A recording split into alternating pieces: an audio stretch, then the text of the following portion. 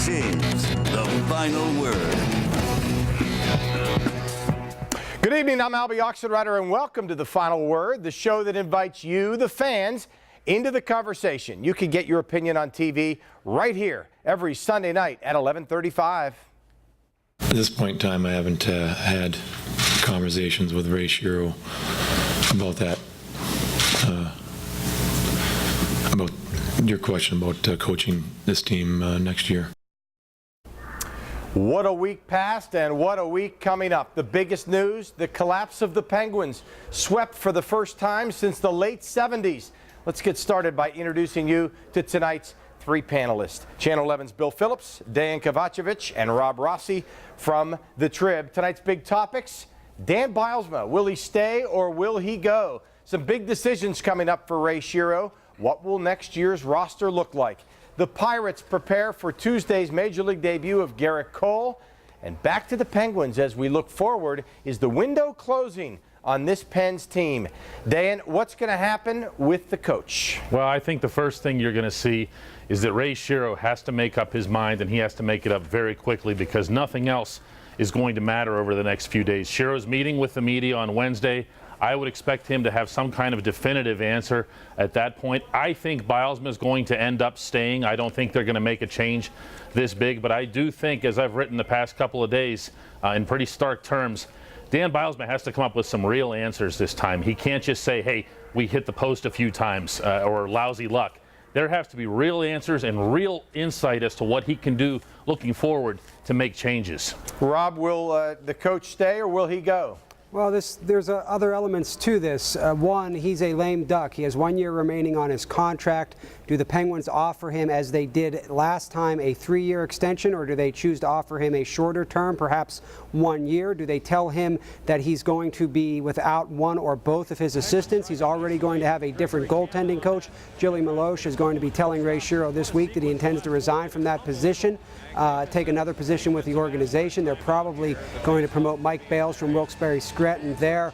My understanding of the situation right now is that ownership has told Ray Shero it's his call, but right now they're very unhappy that this team is not playing in the Stanley Cup final. They're very unhappy that they haven't played in the Stanley Cup final for the past 4 years, and there are very, very difficult discussions going on between ownership and management right now about Bylsma's future. Bill Phillips?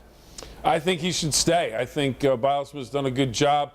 They won the Cup. He hasn't gotten back to a Cup final since then, but I believe he should stay. I think he's a good coach. Consistency is always a help. Where do you go if you let him go? I think Dan Bylsma should keep his job with the Penguins, give him one last chance, give him a short extension, and say, hey, this is your last opportunity with us. But I think he gets one more chance. Guys, if they do let him go, a name that will be atop this list is Alain Vigneault, formerly of the Vancouver Canucks, has a history with Ray Shero when he was an assistant coach in other organizations. That is going to be one guy they very much aggressively look to if they decide to make a move on Dan. Dan has something to say over that. Yeah, I'll say this. I've been a fan of Dan Bylsma as a coach and as a person, but there was nothing at that press conference today that engendered any kind of confidence. He sounded like he was rambling, nervous, didn't have answers not only to the past but to the future. The silly comments about Marc-Andre Fleury, I just didn't get it. All right, Bill and Dan and Rob, thank you. A reminder to keep the comments coming. Your tweets and Facebook posts will be on the left side of the screen throughout the show. Tweet us at WPXI Final Word, and on Facebook you can find us at The Final Word. Many decisions ahead for the Pens. What will the future hold for Marc-Andre Fleury and Chris Letang entering the final year of his current contract? Best organization in the league, and having the chance to play with a guy like Crosby every year, I think it's pretty special. Yeah, sure. I think anybody would be surprised to get traded any time, you know. But my mind is to come back here, and we'll see what happens. All right, Cranddaddy says keep Malkin, Duper, and Letang. Get rid of Fleury, Morrow, Aginla, Kennedy, and Glass. All right, back to the panel. Rob Rossi, going forward, what will this roster look like? Well, here's what you need to know. I'm reporting this in Monday's Tribune Review. Contract negotiations with Evgeny Malkin will begin immediately this week with his agent, J.P. Barry. The Penguins and Malkin want to get a deal done before July 5th because after that, the total control of this situation goes to Evgeny Malkin because he will then have a no-trade clause similar to the one that Jerome McGinley had. The Penguins are also going to talk next week with Pascal Dupuis's agent, Alan Walsh. They're going to try to get a deal done to prevent him from coming onto the free agent market. And then after that, they will turn their attention to Chris Letang. His representatives expect talks to begin this week, but Letang wants at least $7 million a year on a minimum of a 5-year deal. The Penguins are probably not interested in going that high for Letang, especially because of his postseason. So they're going to try to get Malkin and Dupuis done. Everybody else, and they have 5 free agent forwards, after that will become something they look at. But Malkin and Dupuis are atop their list. They want those guys back. Bill, any way this shakes out, this roster is going to look dramatically different. It's going to have a very different look, but apparently it will not have a different look between the pipes. Dan referred to it before. With Coach Bilesman talking about Marc-Andre Fleury today. He was asked about Marc-Andre Fleury's future. Some people think he may be moved, but he said he expects him to be the franchise goaltender going forward. He'll be the #1 guy, and that Tomas Vokoun probably won't get a chance next year in the playoffs because he expects Fleury to be in the net, making saves and coming up with big wins. So Fleury will be an interesting factor in that. I believe Malkin and Dupuis, you want to go after those guys. Letang, it may just be too much. And if you have to make a decision between one or the other, I'm going with Gino over Chris. The guy for the Penguins to trade this offseason is Chris Letang. I think they should do it. I think to an extent they have to do it. Never mind the money and never mind the salary cap. Chris Letang is the one guy that you can send out that's guaranteed to get you a big return. If you look at the contract that Sergei Gonchar just signed, he's going to be 40 years old with the Dallas Stars for 2 years and $10 million. That tells you what kind of market there is for offensive defensemen out there. The Penguins can replace Letang from within, at least in numbers. They need to start getting some young forwards back into this system. It can't just be Bo Bennett and a bunch of old guys. And guys, I should say this too. Evgeny Malkin, though he does plan on giving the Penguins a sort of hometown discount because he can max out at almost $13 million, that what makes this a tricky negotiation is you can't give him Crosby's contract like they did last time because the new CBA does not allow it. He'll only be able to sign for 8 years. Sidney Crosby, over the first 8 years of his extension, averages $10.6 million a year. The highest cap hit right now in the league is Alex Ovechkin at 9.5. If you're looking for a number for Malkin, look between those two numbers, and that's where you'll find out where this deal goes financially. All right, Rob and Dayan and Bill, thank you. That's an interesting element to this whole thing going forward. Thanks, and we're going to be checking back in a few moments. Remember, get us those tweets, get us those Facebook posts. Coming up, we're going to talk about the disappointment of the Penguins season. How big a disappointment is it? Bigger than the 93 overtime loss in round 2 to the Islanders? Or is it last week's sweep by the Bruins? Well, we got one tweet that says it's this year's team. Yeah, 93 was an upset, but it came off back-to-back cups. That's from Jay Lowry, 133.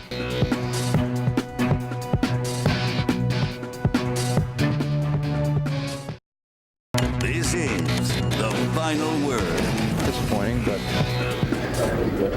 I mean, that's hockey. I mean, there's no guarantees, and you know, we feel like we had a team capable of doing that and being there, but it doesn't always work out that way.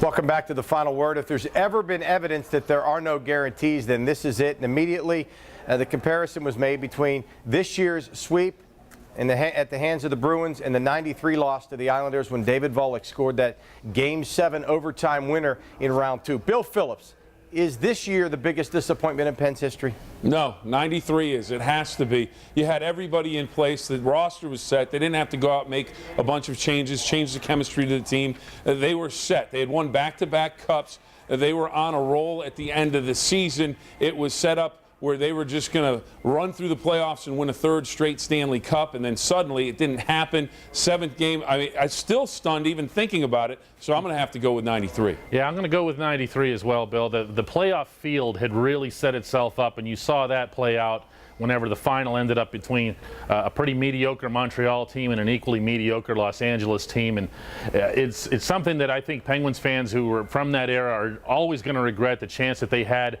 at a dynasty. That said, this series that the Penguins just completed, in my mind, was the worst series in terms of the expectations that they went in with and what they did, which was next to nothing, producing 2 goals in all that time. inexcusable, indefensible, and all kinds of other things that you can't say on TV. All right, Rob? Well, look, it's the most shocking, I think, from the standpoint of what Dayon just alluded to. They had Sidney Crosby and Evgeny Malkin, each former MVPs, former scoring champions, widely regarded as the two best players in the world, in their prime, and they scored 2 goals against the Boston Bruins. I don't think it is the most disappointing loss of the Ray Shero era. People do forget they lost a Stanley Cup on home ice. And more to the point, last year they were again the favorites going in, and they were just embarrassed by the Philadelphia Flyers in the first round. We will look back on this with disappointment, but we'll also look back years from now and say they won 8 playoff games. That team last year was basically eliminated, down 3-0, before the series even got its first victory for the favor of the Penguins. So I think we do need some perspective on this. It does look like now that those big in-season trades were for guys that were unfortunately past their prime, as opposed to guys ready to lead a prime-time run. I think 93 may have been more disappointing because the old 2-9er left to play for the Rangers. All right, by the way, the last time the Pens were swept before this series in the playoffs was also the Bruins back in the late 70s. All week we've been asking you, the fans, to let us know what you think. Of course, one of the big topics is the Major League debut of Garrett Cole, and we got many tweets on that. This is the moment Pirates fans have been waiting for since drafted, and it's to help them win, not fill seats. That's from the Sports Judge. Here's another viewer video on Garrett Cole's upcoming debut. I'm so excited to see Garrett Cole on the mound on Tuesday night. You know, I've been following him ever since he was the first overall pick in the 2011 draft, and I can't wait to see him on the mound in Pirates uniform. He's been killing it in AAA ball lately, and I'm just excited to see him on the mound.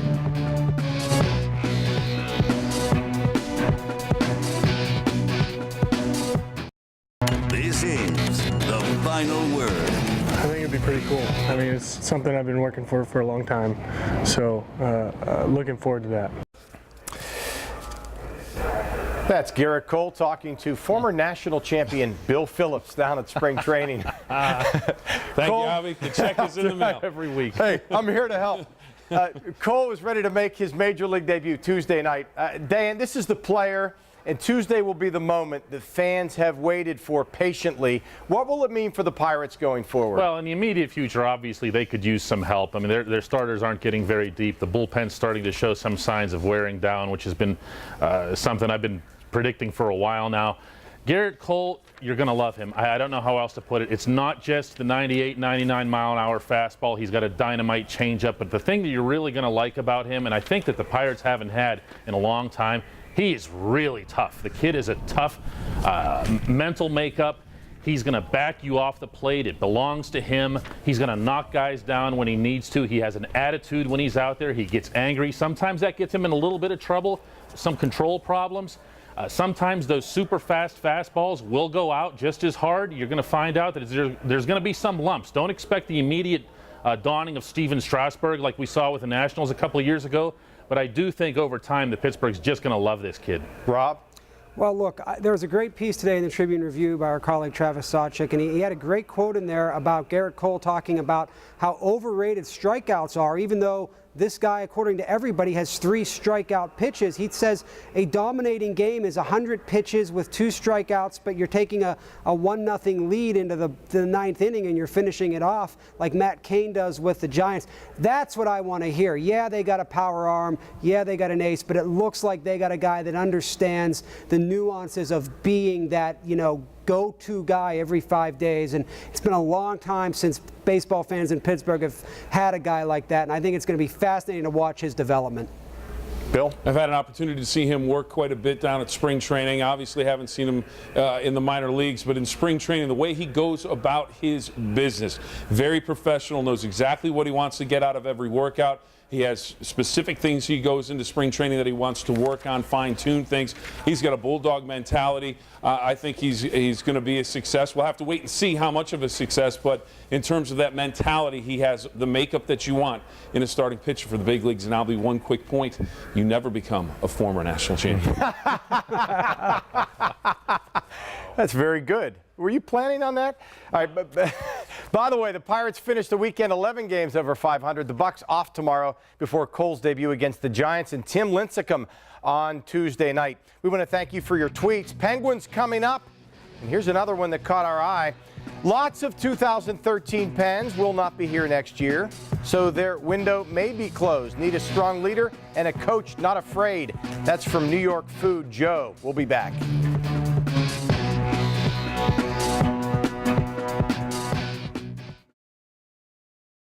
This is the final word.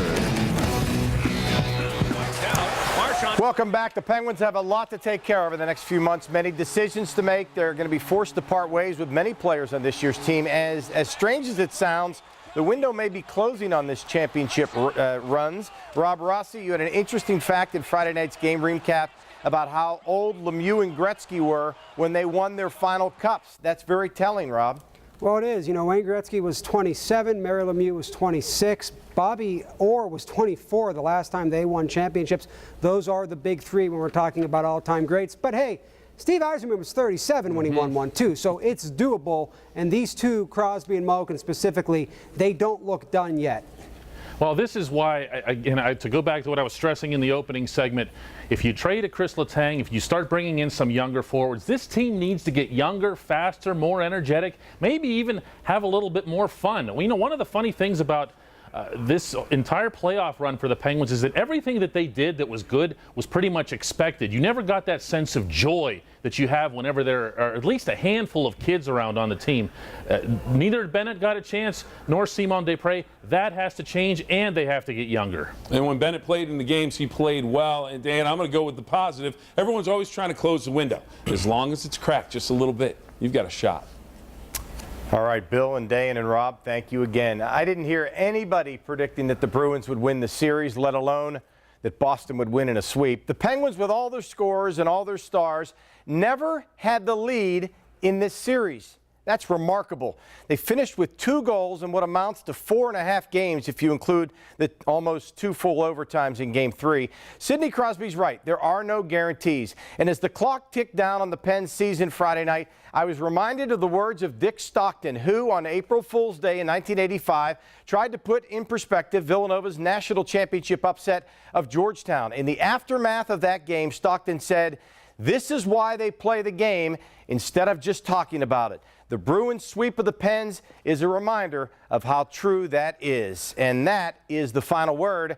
I'm Albie Oxenrider for Bill Phillips, Rob Rossi, and Dan Kovacevic. And for all of you, the social media contributors, we appreciate your participation in the show. And we'll see you next week. Good night.